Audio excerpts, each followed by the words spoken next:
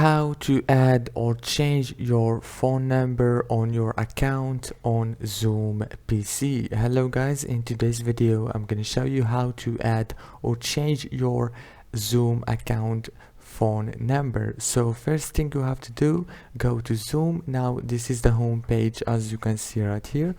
Go to the top and click on my account. Now scroll down until you find phone option. Now right here you can click on add phone number and you will be able to add it easily or change it from here.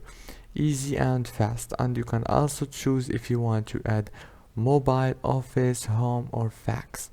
If this video was helpful, please don't forget to like and subscribe, and thank you so much for watching this video until the end. See you later.